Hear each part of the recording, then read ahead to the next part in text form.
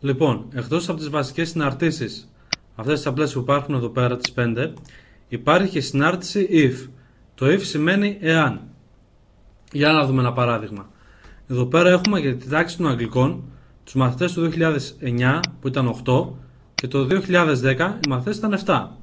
Και εγώ θέλω σε αυτό το κελί εδώ πέρα, στο E3, να μου βγάζει αν οι μαθητές το 2009 ήταν πιο πολλοί από το 2010, να μου βγάζει 2009. Ενώ άμα είναι πιο αντιθέτως, να μου βγάζει 2010. Πώς γίνεται αυτό? Πάμε στο F του Χ για να βρούμε τη συνάρτηση if. Λοιπόν, να το if. Και ανοίγει το παράθυρο διαλόγου. Πρώτο είναι το logical test. Το logical test είναι το κριτήριο. Εμείς τι θέλουμε? Αν το κελί σε 3 είναι μεγαλύτερο του D3, άρα σε 3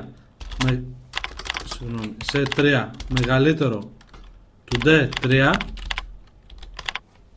αν συμβαίνει αυτό, θέλουμε να γράφει εδώ πέρα 2009.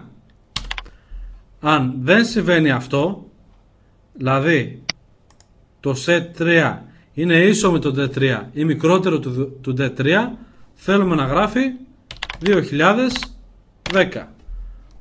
Άρα, logical test είναι το κριτήριο. Value if true αν ισχύει το κριτήριο, value if false αν δεν ισχύει το κριτήριό μας.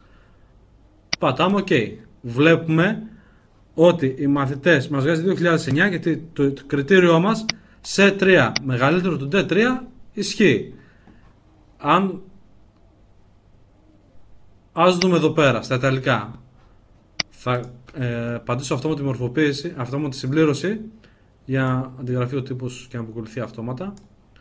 Άρα βλέπουμε ότι μόνο σε αυτή την περίπτωση if σε 6 μεγαλύτερο του D6 να μας βγάλει 2009 ή 2010, ότι δεν ισχύει το κριτήριο, το σε 6 είναι μικρότερο του D6, άρα μας βγάζει εδώ πέρα 2010.